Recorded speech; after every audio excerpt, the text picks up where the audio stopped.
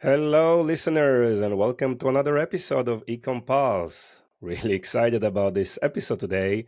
I host Breanna Greenberg. Brianna is really an expert on the marketing side of things. She's been in the industry for so many years, doing so many things both on the retail side and also on the e-commerce side.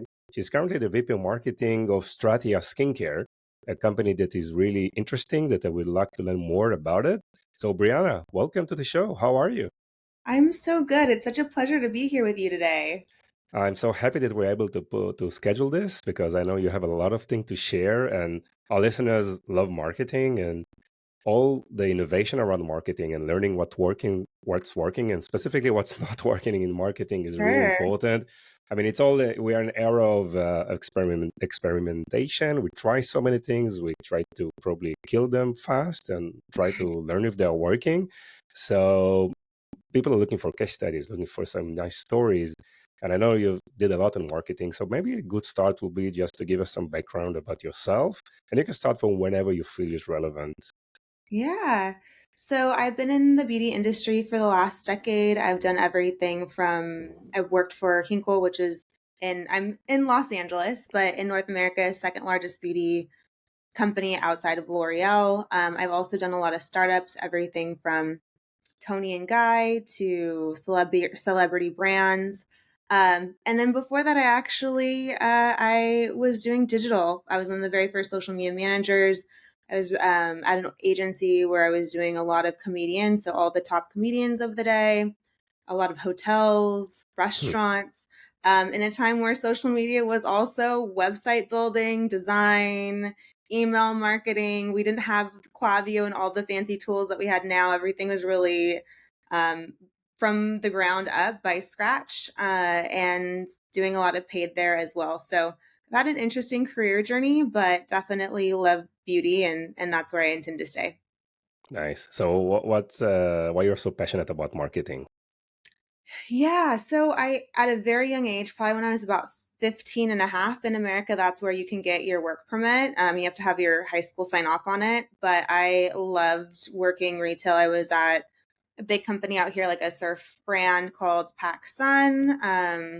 Then I worked for a various other kind of like mall type retail Hmm. outlets. And then I graduated into working for Luxottica, which is designer sunglasses. And I was just absolutely fascinated by the psychology of helping people shop, the floor sets, and kind of doing those changeovers. It was always really interesting. And I think when I was in my small town, my big dream would be to maybe be, at the headquarters somewhere, organizing those floor sets and deciding kind of what marketing to push for launches and things like that. Which um, I think, I've definitely surpassed my wildest expectations. But I think that's what happens when you're in some of these places like Los Angeles. Things just really unfold, and it's been a wonderful journey. Amazing. So you always had this North Star where you want to go, when you want to reach Yeah. and target, or you took it step by step and just evolve with the new So opportunities? I got to my start when it comes to digital. I got my start in social media. Really because that was the only way as a young person I could get my foot in the door. So, really green with my university degree. That's kind of where I landed. Because I got to be in the room with a lot of powerful executives. They would bring the social media girl at that time. It was like a young person's job, and they'd let me tag along with meetings just in case there was a platform specific question they couldn't answer. So that's how I got my start. And I felt so grateful for that. And I think I always knew how lucky I was. It was at a time where, like I said, social media managers weren't common. And I couldn't believe one, that all the celebrities you see online aren't actually posting. It's people like me that, have maybe very far removed from that world. But also too, I couldn't believe I got paid to post on Facebook and make funny jokes and things like that. So there was always that side of it, but I think as soon as I got my very first role with Tony and Guy in Beauty, I was in love with it. There Yeah. was no restriction in terms of gender. There was lots of females in leadership. They also didn't have maybe the same stipulations about age. They're really focused on whoever was most passionate and creating opportunities to learn and to grow. So after I got in beauty, I kind of knew I'm going to try to spend the rest of my career in this sector and just learn a lot and go really deep with it and not be bouncing around. Amazing. And you feel that this specialization is important, right? I mean, Yeah, just keep well, working in beauty the is beauty space and incredibly, yeah, it's yeah. so personal. Hmm.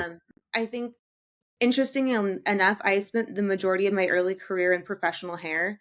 So that's, hair color, really servicing hairdressers and that was great. Um, but I'm not a hairdresser. So, no matter how much I try to put myself in the shoes of somebody that's working in that role, Okay.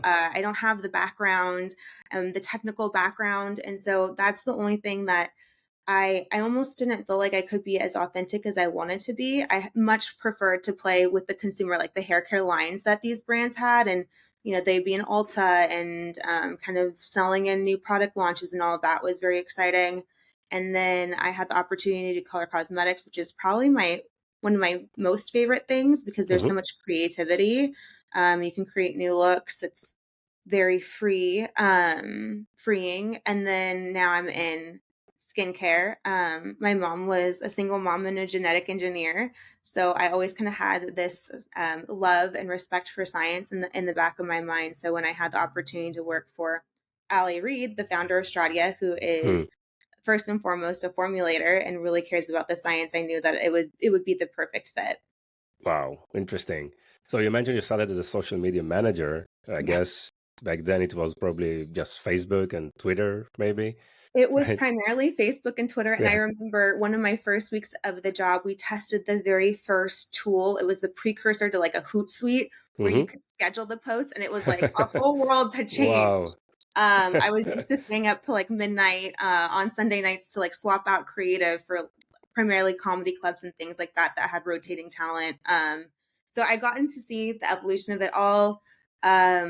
It was a lot of social listening back then, a lot of geo targeting, and then came Instagram, and that was really interesting. Instagram and YouTube because you had to be way more creative and have those like creative skills and be able to understand how to use cameras and lenses and editing and now I think we've come full circle where you can be very creative, but you don't have to have all those tools. It's just right at our fingertips now.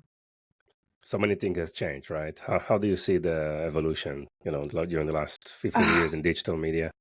it's incredible. It's so much easier than ever before. It used to be so expensive, so time consuming, so clunky to build everything from scratch. And now we have out of the box solutions.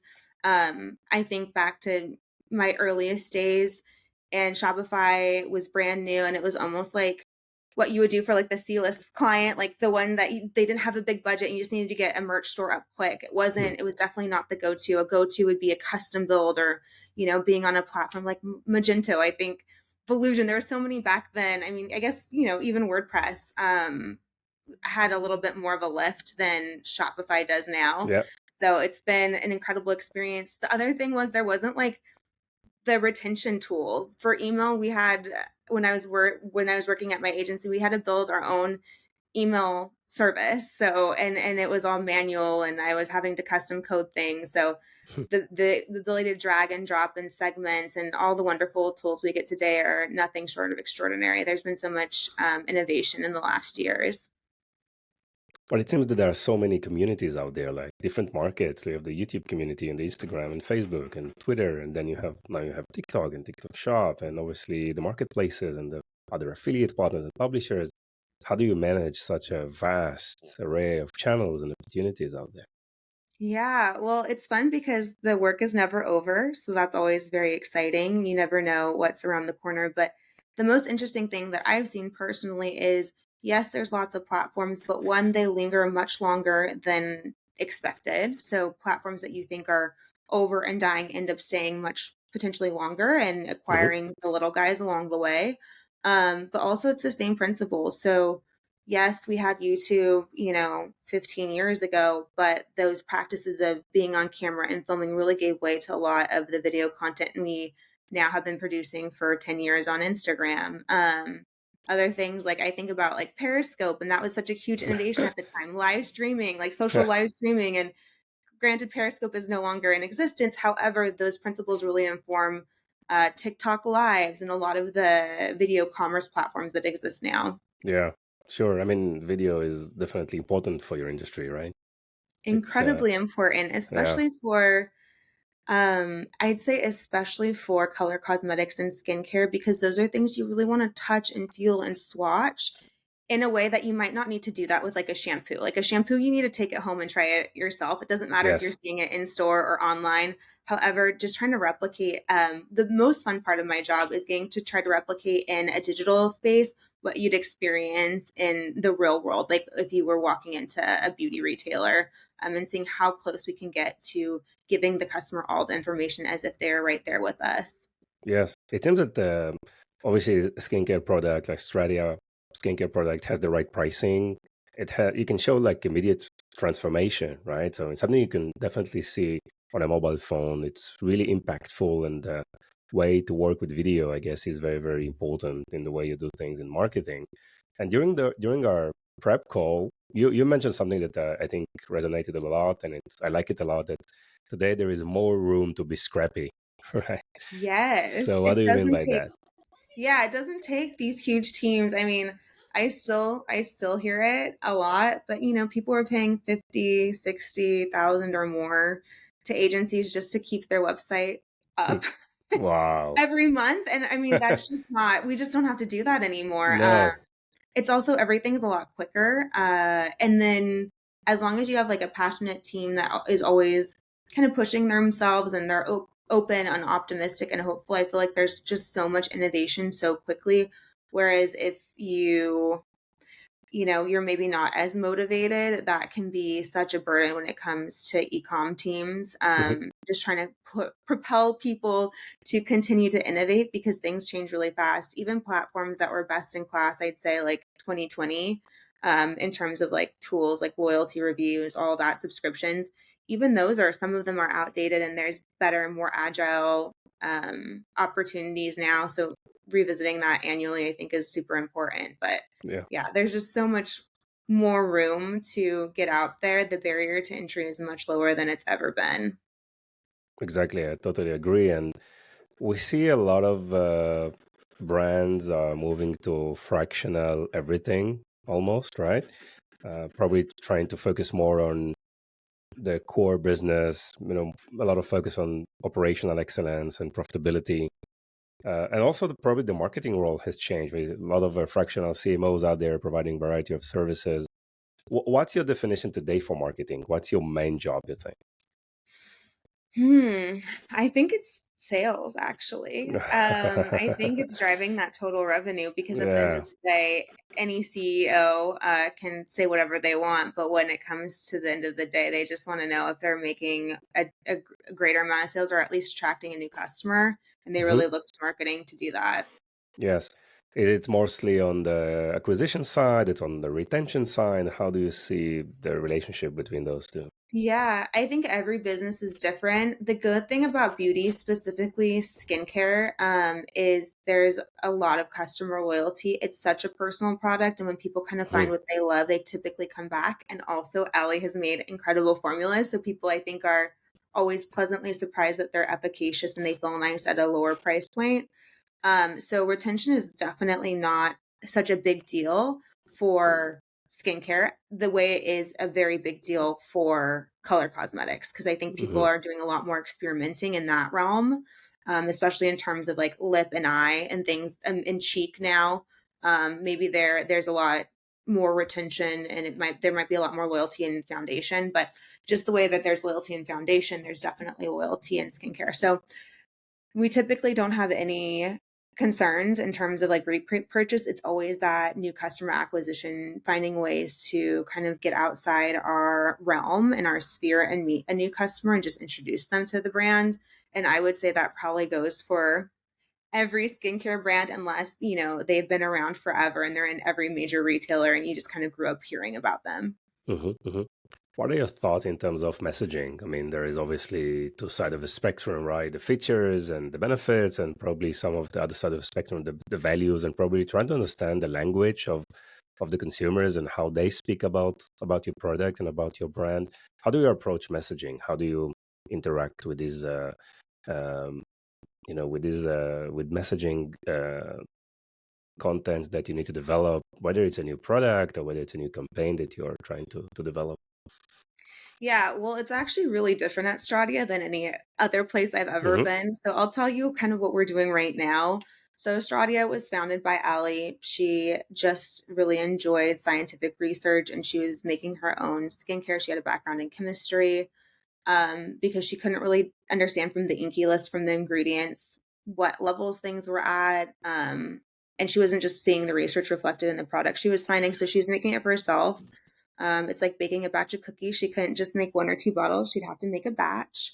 And she was giving them out on Reddit. And it was really never supposed to be a brand. It was just, her personal enjoyment and what she wanted to use. And then it grew. So it grew for the first 5 years. It was profitable year over year with no marketing whatsoever. Wow. So there's a very unique backstory. We're 8 years old now, and we have introduced marketing. Luckily for me, um, however, it's still a very honest conversation. Allie is much more interested in educating about skin as an organ, and kind of distilling a lot of that esoteric research or the messaging that's really, Hmm. you need us to tell, don't worry about the science, like we will let you know what you need to know in words that you can understand, and kind of peppering in things so people feel like they're maybe a little bit undereducated. She takes a much different approach, and her core goal is to create a better educated skincare customer, and hopefully they choose Stratia. But if they don't, I think that really is her personal mission. So when it comes to the brand, we're all about transparency. We're all about efficacy. Um, we manufacture everything here in Los Angeles. So I get to work out of my home office today, but typically I'm in downtown Los Angeles with our all female production team. So she formulates it, we make it, we hand bottle it, and then we actually even took like fulfillment in house. We have two incredible women that ship out every order, to your door. So it's kind of all in one roof. So showing all of that is really core to our brand, because we're not relying on the trends. Like I'm typically very much playing into trends, and trending ingredients, and that's just absolutely not how she chooses to create product, which is very lucky. I think a lot of what I've seen, especially in the last 5 years, like 2019 on, is everyone's a copycat. So you have one piece of messaging or you have one type of description for a product, and pretty soon everyone's saying it. Everyone's using the same models, they're using the same photographers. I don't know. In some ways, it's gotten really lazy, and that's a little bit of a bummer. Because I am personally drawn to kind of like that newness and that creativity. Um, but that's kind of how we see it at Stradia. It's a lot less about like being fluffy and kind of drawing loose correlations, and more about here are just the facts, and more importantly, here's some education about skin in general.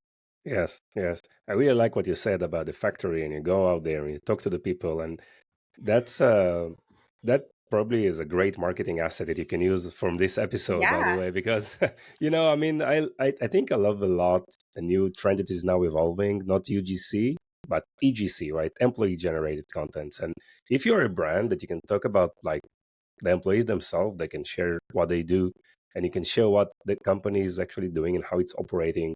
This is very, very powerful, but because it creates this authenticity and shows that it's a real thing, not someone that is just trying to sell you something or promote it, but it's really the real thing. And I hear a lot from what you said that there's a lot of focus about also not just teaching the product, but a lot of yeah, educational information and knowledge that need to be transferred, and just be focused and just straightforward with the details and with the facts. So it's that's really, really powerful, and I really enjoy listening to this. So well done on this front. And I know that you are also focusing a lot on trying to um, create a lot of marketing, let's say, experimenting with marketing channels, working around innovation of things, and trying to learn new things. Because marketing, like every week, it seems there is some kind of a new idea that needs to be explored, right? So, what is your process of evaluating and taking decision what to do and what not to do in marketing? Yeah, I think when there's any chance to innovate or there's a beta program to test and try, like we always want to be Hmm. first, to test it out. It's not like we need to make it a core part of our marketing mix, but at least being open to try and test. for my entire career, being kind of one of the early movers for all the technology has been really powerful and really, really helpful. And there's really no downside because you have quick learnings, especially in terms of digital and e-commerce. Like it's either going to work quickly or it's not. It's not like you need to take out a spread in a magazine and put like a sample packet in and plan it a year in advance. And then in another Yeah. year, you find out if it worked. Like it's very quick. I think some of the things that have been most interesting for me is whenever there's a new social platform that comes out, absolutely take advantage of it. Even if it doesn't stick around, I feel like the big guys always take little bits and pieces of what worked and instill it into like the metas Mhm. of the world and Google, with even like YouTube shorts and things like that. So I think that's really helpful. Um, Particularly right now, I can't wait to see what's next, but I think TikTok is still there's still a lot, even though it's saturated, there's still a lot of untapped potential there. Um, One thing I've done recently, last year around February, we had a really small social following on TikTok. We had under 4,000 followers. We had a few pieces of content go viral, as well as some cosmetic chemists and dermatologists creating content about us that organically went viral. But a lot of our videos weren't getting a ton of views. We just didn't look very legitimate. Um, the team was questioning, should we continue to put resources in this platform or just kind of focus completely on YouTube for SEO benefits and Instagram because that was kind of more of a direct pipeline to conversion. So I was not quite ready to give up just because that was the newer platform with more opportunity. I took the ad buys in house. I started doing TikTok ads for engagement, specifically for follower growth. And in the first 90 days, we were up to 60,000 followers. Wow. More importantly than that, which is great, it's nice to have that number. But more importantly than that, these were people that actually were interested in the brand. And we saw a huge uptick in total sales and new customer acquisition. I think being able to boost what's organically going well on a platform like TikTok, now it's not here's our beautiful product and like it has these three ingredients. It's actually like here's the difference between highly melanated skin and less melanated skin, and they're just kind of absorbing that content naturally, Hmm. and then Hmm. they become interested, and it's nice to meet somebody with your core values instead of trying to sell them something. So that was really great. And I think right now in terms of like TikTok live and how obviously that's a big focus for TikTok, that's what they're pushing. So the more Yeah. you participate in that type of thing and the TikTok shop lives, we've just seen a lot of growth there. So being able to kind of dive in terms of what the platforms are, what their agenda is, and partner with them on that, I think is really helpful, especially And for what are the host? You're finding them in TikTok Marketplace, or it's your own team that was the host for for those live events? yeah, it's our own team. So Allie Wow. does a lot of it just because she has the scientific knowledge. And she has like Yeah. all the medical textbooks. She can pull it up if somebody has a question and kind of show the research. And then in terms of like kind of what's happening, I have the most amazing content creator, Saika, who is actually the recording artist. So it's we have Wow. everybody on the team I feel like has a really cool double life. But during the day, she works with us and we'll do fulfillment together since our fulfillment team is in house and pack customer orders. We'll show the bottling on days that we're doing production for certain products. We can show, kind of like the pouring of the ingredients and the different phases that they go through to make the formula. We answer questions in marketing. We do giveaways, but yeah, it's always our team. We've been doing a lot of like partnerships in terms of like having a creator Yeah. do the live with us, like from their own location, and that's been Hmm. interesting. It seems like there's been a lot of new tools lately. For instance, like we can within our TikTok shop, we're able to gift the creators that are going live with us, and so then they're also able to like do giveaways of our product, and it's just automatically syncs to our Shopify. So there's a lot of those like really small but Yep. interesting levers that kind of pop up every week. Yeah. Interesting. You mentioned TikTok Live. I just posted on LinkedIn today about Canvas Beauty, Stormy Steele. She did like $1 million in sales on TikTok in 6 hours. So we try to Wow. break down all the great things that she did in kind of a video that we created. So that's on LinkedIn right now. So it's really, really getting a lot of attention. So obviously there's a big demand for knowledge on It is, TikTok and and there's so TikTok much Live specifically. Yeah. opportunity. Sorry? I said there is, and there's so much opportunity, and the Yes. production value um, can be relatively low as long as you just make, mock up a part of your facility or your office and put a little Hmm. bit of branding behind you so people recognize it every time when they're scrolling. That's really all you need to get started. So that's Yeah. really cool to see. I actually got to work for Michelle Phan, which is one of the very first beauty YouTubers and founder of Ipsy for Hmm. her brand M Cosmetics. And it's actually been the greatest pleasure to see her do Ah, TikTok lives because that's what she's so good at, sharing her expertise in beauty, and getting to see her do it now on a different platform has really been fun for me just as a fan.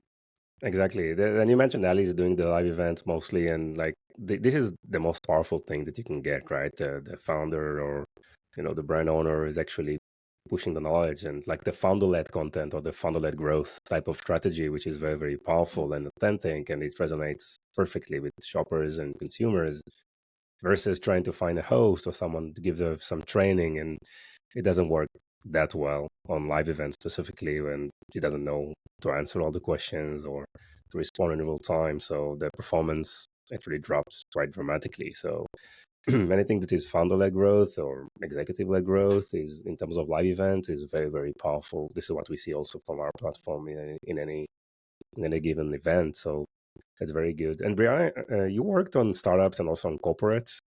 uh, what do you like more? And probably what do you recommend? New people who are starting with marketing.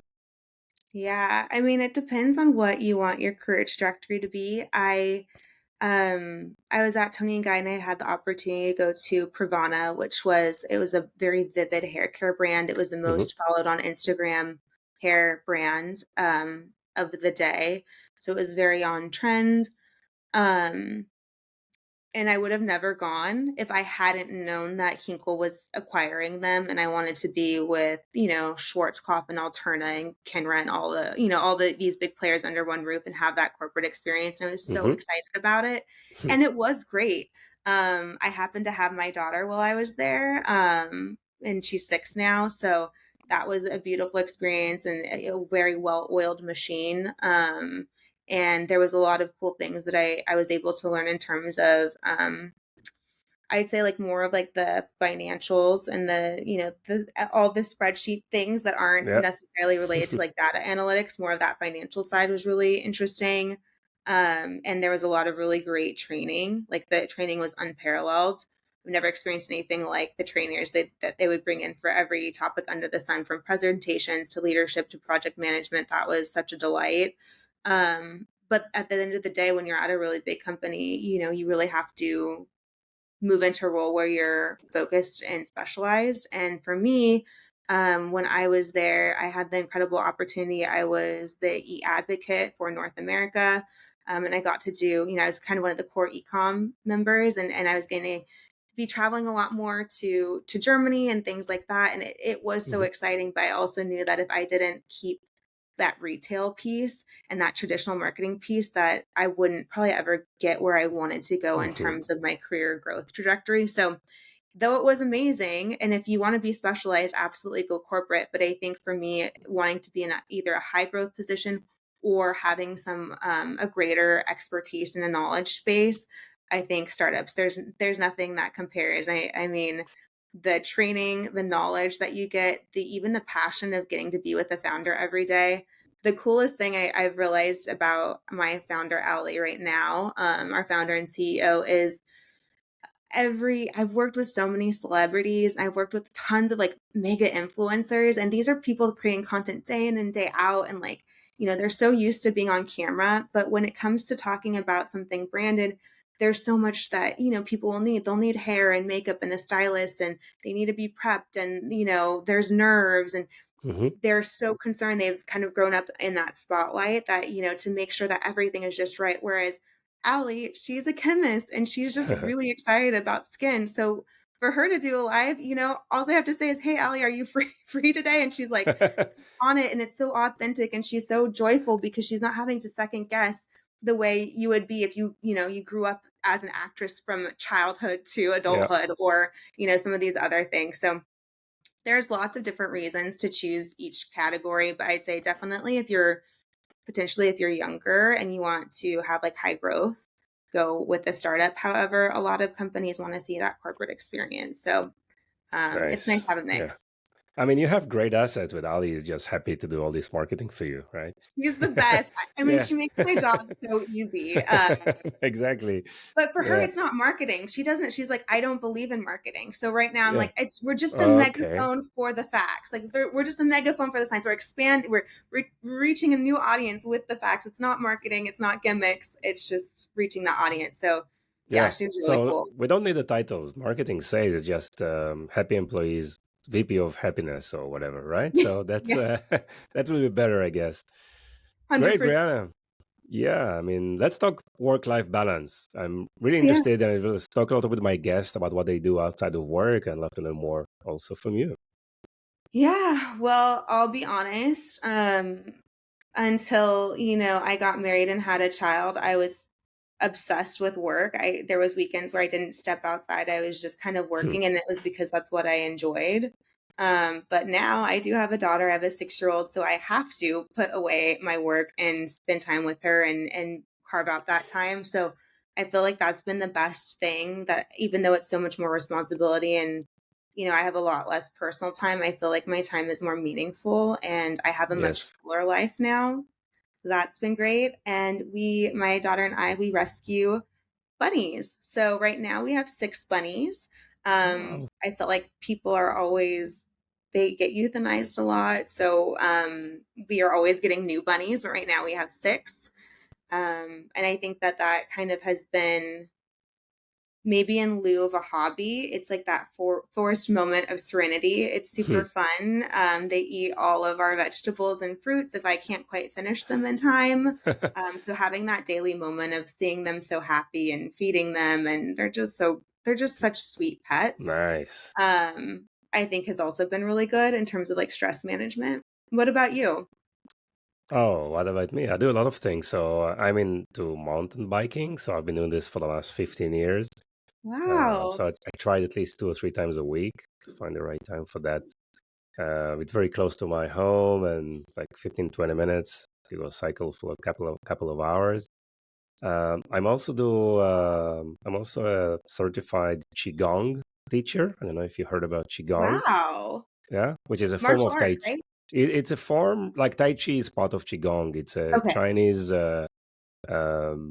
medicine niche, right? Well, I could say that Okay. is a lot of movements working with the body, like probably Tai Chi, the way people move, right, Sure. on the park. So Qigong is a way to balance your physical body with your mental state and your emotions in a physical movements that are actually extending the meridians that we have in our body. So the whole Chinese medicine is about the energy, about qi, right, and Yeah. about how qi moves within our body. So it's doing variety of movements. There are a lot of movements that are helping with transforming stress into vitality, for example, right? That is so cool. And balance everything, just clear the clutter in your mind, relax emotions, and make your body calm in like 30 minutes of session. So yeah, so I try to do variety of things. And what's interesting is that if you spend more time on yourself and your family, your friends, and doing some other things outside of work, then it makes you think how I can do my work in a more efficient way, right? So, Yeah. how can I just do all of that and even more in a much smarter way? So, suddenly you have time to think about that because you want to do other things.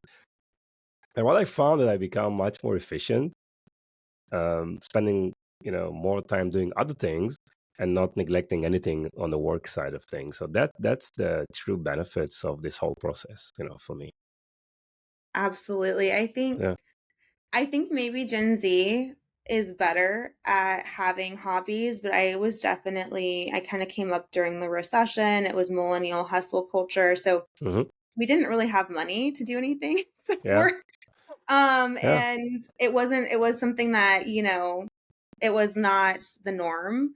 And then I found when I joined Hinkle and I had a lot of leadership for Germany, and they'd always ask like, what do you do for Hmm. fun? And I was just kind of Yeah. like, I didn't have the most to say. Yeah. So I think that that's been a really valuable lesson. To your point, it's like I feel like my time's expanded. I also have a husband who is a comedian. I actually met him through a podcast. He would record his podcast in my agency office, and Wow. so getting to see him sometimes, but him traveling the world most of the time, it's definitely interesting to try to balance work and having a whole team, and then also my menagerie of pets and my daughter. It's such a Yeah. fun. Every week is fun. There's always something new. Great, Brianna. Thank you so much for sharing that. This is just proof that this podcast is not managed by AI bots, right? There are real people here. We are social creatures doing a lot of things beyond the professional work that we do. So I think it's very, very important. And this is one of the things that make this podcast a special one. So I really like to thank you for your time and sharing all your knowledge. Anything else you want to add? No, other than that, there really is so much opportunity. I don't know about you, but in the American market, there has been a little bit more of pressure in terms of sales. Sure. Potentially not as much growth as we've seen in other Hmm. years, and we're seeing tons of promotionality both in the retail space and the e-com space. However, even with that, even with maybe a less optimistic industry outlook, there's still a million ways to win. So kind of just continue to be persistent and resilient. Persistency is a very good word. Persistent, to finish this episode. Brianna, thank you so much. Thank you. I really appreciate your time. Bye bye.